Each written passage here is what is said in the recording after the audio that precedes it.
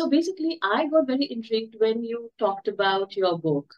Uh-huh. Uh, Very unusual name, I must say. Is to be aware of the magic and the responsibility and the power that the energy of finance has, and to apply it in a way that is of service to the world. Happiness is understanding that you can help yourself and knowing that you have tools available all the time to get through something. So it's not necessarily like rainbows and sunshine and ice cream, You know a bit about our podcast? what you call spiritual luxury, just like an openness to abundance that doesn't need to be, self-suffering or negating comfort in order to also be spiritual and helpful society that are in service. So you can be both enjoying your life from many aspects, grow or to change, particularly when it's not from a place of sadness. So, in my case, I relocated from a city where I was happy, where I had lots of friends, a good job. Um, I just had this nagging feeling for many years that I wanted to return to Europe. And I realized if I didn't do it at some point, I would still be talking about it 10 years later. Um, the wonderful things that come with relocation. Of course, there's a lot of anxiety and excitement at the Mm. same time. Well, But the first one's always the hardest, I would say, probably. The best answer will come from you because ultimately the lesson that you receive from that action is going to come to you. all right. So, hi, I'm Neeti Keswani, author of best-selling book Live Your Dreams and host for Luxury Unplugged podcast. And at Luxury Unplugged podcast, the central theme is luxury meets spirituality. So at Luxury Unplugged, we're not just about showcasing luxury, we're about uncovering the passion, the dedication, and the innovation that lies behind every masterpiece. So join us and let's unravel the stories that every guest brings on this podcast. Let's get started. Today we have Alessandra Veronesi. She's an author, meditation guide, and a relationship educator. And she has been 20 years in the corporate world in New York City and then Europe, and now she is residing in Italy. Alessandra, welcome.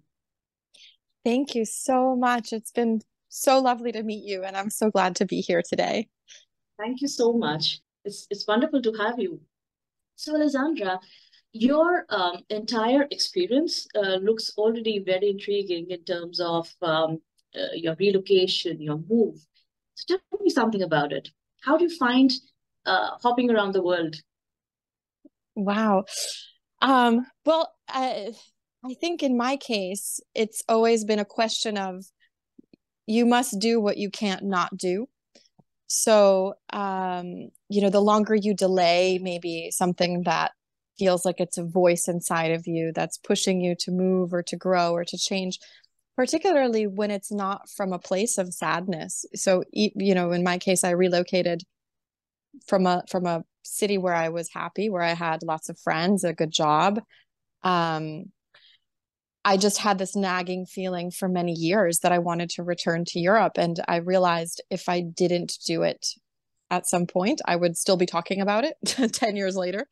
So in my case, it became just a question of putting into action something that had been on my mind for a very long time. And it wasn't easy, but it was worth it. So I know you also relocated, and we were just talking about our experience with that. Yeah. Um, it's not, how was it for you? So in terms of when you do country relocation, it's a different ball game altogether, I feel. You're not only just changing cities, you're just changing countries. That means cultural change, lots of new dialects, new types of people that come into your life, and possibly lots of new friends as well. A lot of loving communities you meet at times, and I think in the long run we tend to have more friends uh, around the world. I think that is the Hmm. big takeaway from relocations. Absolutely. Absolutely. And so I noticed that maybe for you it might be the same. So in my case, I moved back to a country that I am from as well. I just hadn't lived here as an adult. So I'm half Italian. And so that was what was driving me. Something in my soul was feeling like I wanted to experience this other land that, somehow was a part of me ancestrally as an adult. And but what I discovered was, as much as I had been to Italy as a child on my vacations and I had experienced it, um, you know, extensively in that sense, it's so much different when you move as an adult and then you're actually involved in the bureaucratics of the country and the mentalities that govern the society, which eventually we transcend when we awaken. But at the time that I had moved here, I was still very much, in that corporate mindset where I was used to things being a certain way. So there were some adjustments that needed to be made at the time. But at the end of the day, I agree. The biggest takeaway is having so many friendships around the world, and in this digital era, it's absolutely feasible to maintain. And we just find each other in different places in the world and enjoy where we live. So True, true that. So, now coming to your book, I think the book's name itself, talks a lot. Unpeel Your Life. How did you get to that name, and what's the story behind it? sure. So the book is called A New Banana, Unpeel Yourself, and Elevate Your Relationships. And I was trying to basically say the process that I underwent. So I'm just sharing in a neutral way through the book the process that happened to me, which relieved a lot of unnecessary suffering that was driving my decisions for better and for worse. So, what I found during COVID, having a chance to pause and not have so many external situations happening around me, that there were many layers that were starting to come off after I began to also meditate, and I found time to really be with myself and develop a relationship with myself, because up until that point, I don't even think I stopped to ever acknowledge my true self, living my life. I was just going from job to job, trip to trip, activity to activity. And so at first, it was actually very difficult to be alone with just me. And I had kind of a crisis and a bit of a breakdown. And then I found meditation, and that just sort of carried me into a very soft place, which I was ripe to feel. I was finally ready to experience that. So, does Yeah. your book talk about the guided meditations or the healing ceremonies that are there, or is it more about a story, a fictional story? How would you So the talk book about? is it's a guidebook, so it's not fictional. I do mention it's not a memoir either. I mention some stories at times um, to contextualize some of the advice, and it's a result. So I actually wrote 72 meditations during 72? that time frame, 72, and many of them were very talking, so I was able to turn them into content for the book. So it stems from initial meditations. And actually, it's funny you mentioned, I've come full circle today because now I'm working on a meditation project, and I have 3 free guided meditations on my website if anybody would like to download them. And so but the book is really, it's divided in 4 parts, and it examines all different relationships. So the first part, which is the most important part, is our relationship with ourselves. The second part goes into relationships with others. So friendships and strangers and work relationships, and also exploring the structures that we have in society, and how to understand when you're meeting someone, what influences could be a part of their identity, which are not necessarily who they are. And so to understand how to separate when you're meeting someone, how to how to interpret like some behaviors which might be different than yours. And then it goes into relationships with the universe and understanding energy and understanding the laws of the universe, some basic simple laws, and trust and manifestation. And then it goes into romantic relationships.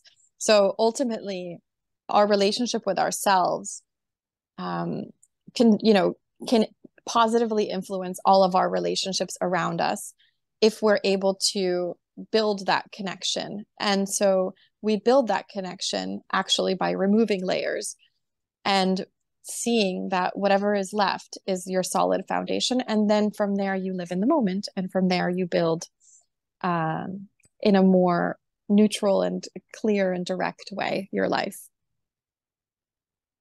And hence the name unpeeling. Unpeel yourself, exactly. Right. So, so I think it ties in very well with our theme as well, because we talk about spirituality not per se in the religious sense, but in the sense that you need to be happy, Mm-hmm. centered, and peaceful within to actually follow your dreams, to live your passions every day. Mm-hmm. Mm-hmm. And yeah, I mean, I can absolutely relate with the kind of work that you might be doing in this project. So, Well, I heard something just the other day which really resonated with me back to being happy, like the definition of happiness. And I'm going to paraphrase it, but it was something like happiness is understanding that you can help yourself and knowing that you have tools available all the time to get through something. So it's not necessarily like rainbows and sunshine and ice cream, but happiness can stem from your own realization that no matter what is happening around you, you have what it takes to get through it.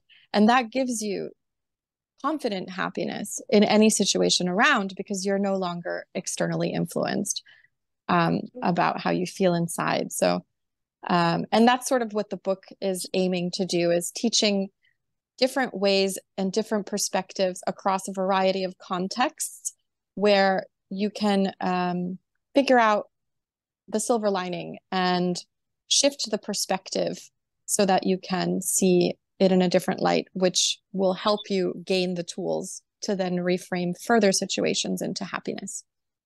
right. You also have mentioned about healing ceremonies. Mm-hmm. So, is that pertaining to meditation itself, or is it something deeper? It's both. So I do sometimes live meditations, and I've observed that there is an element of transportation that happens when I'm with people and I'm guiding them through a meditation. So there is, definitely some energy that, beautiful energy that comes in and really helps uplift. Um, I am more or less following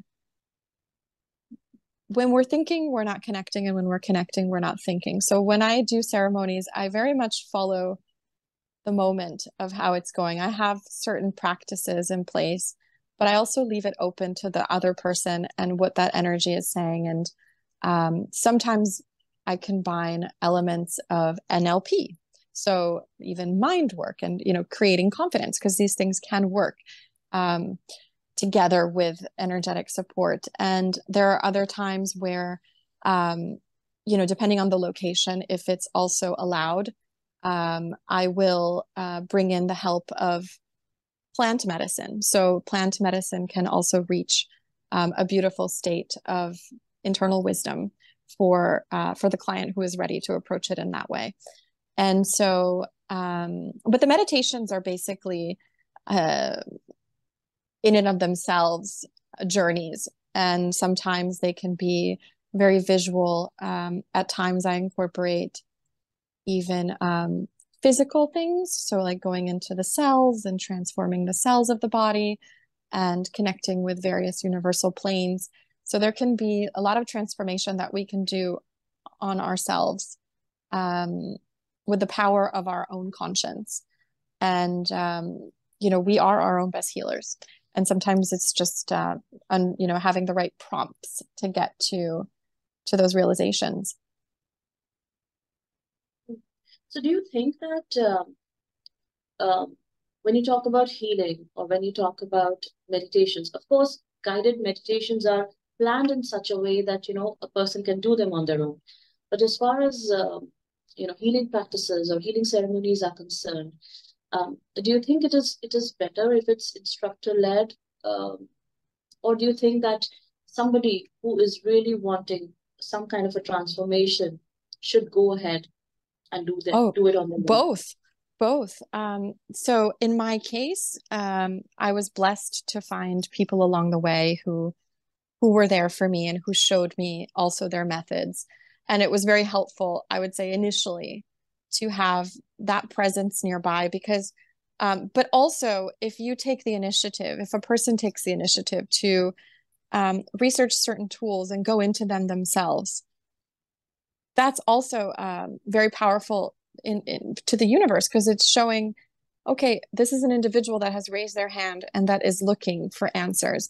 And all you must do sometimes is ask, and you will get the answers that you need. You can also ask a variety of things to the universe or to whatever your beliefs are, to your higher self, to whatever is guiding your path, your divine path, and your process in life.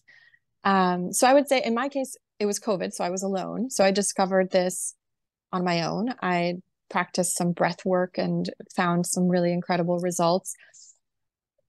And there was a lot of healing that took place. In order to define it a little better in the beginning, having a person, a mentor to chat through it, to say, oh, yes, that's beautiful. You transformed this, or this is probably what took place. That also gave me more information to continue to be a disciple of life in an aware way. And also someone who is helping with these practices is able to weave energetic activities in a way that are beneficial because it can be quite powerful at times. So having someone who can hold the space for you can be really helpful. So it's good to do both. If someone feels the calling, they should completely go for it and make sure that they're in a safe place, whatever they're doing. If it's a meditation, they're probably going to be just fine. They'll be very happy, depending on the meditation. So, any inspirational mentors that you think are your go-to guides? Gosh, I have so many. I have many, many mentors. It depends on the space, I think we can say. In the ceremonial space, I've worked with a lot of tribes from the Amazon and some leaders, some Colombian leaders. So, initially that culture found me, and I speak Spanish, so I was able to follow the ceremonies. And, there's a lot of indigenous practices which connect to nature so much, which is such a beautiful and grounding experience. And then I also have worked with this very powerful mentor for me, and she's one of my closest friends.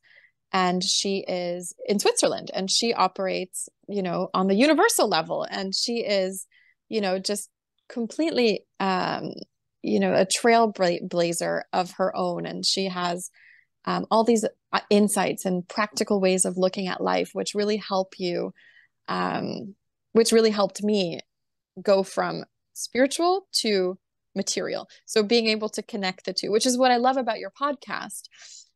Because one of the things she told me, which always stuck, and her name is Invita, she always said, it's easy to have a lot of money and to not be conscious. And so just to live your life, eat on a boat, go on vacation, dinners, galas. It's also easy to, it's more valiant, but it's also easy to not have a lot and to pray and to be in a house in the forest and grow your own tomatoes and never leave. But what's difficult is to be aware of the magic and the responsibility and the power that the energy of finance has, and to apply it in a way that is of service to the world, to contribute and give back. So to be able to hold both energies, both the pure and the real and the earthly, and combine that with what's essentially looked at as something superficial, and, for personal gain. To be able to merge the two together is where the world should be going. And hopefully more and more people are waking up to this way of living. It's beautifully put about our podcast as well as about your message as well. That's beautifully put together, I must say. And lastly, I think I'd like to tell you a little bit about our community that is valuing, artistry, craftsmanship, and pursuit of excellence, of course, because we are dreamers, right? So our listeners are seekers of extraordinary stories. And if somebody wants to take out any three nuggets from your story or your journey so far, what do you think you'd like to tell them? So this is interesting. This is my latest insight, and it's working for me very well so far. So I hope it resonates. And Mm-hmm. that is, um, learn the rules like a professional so you can break them like an artist.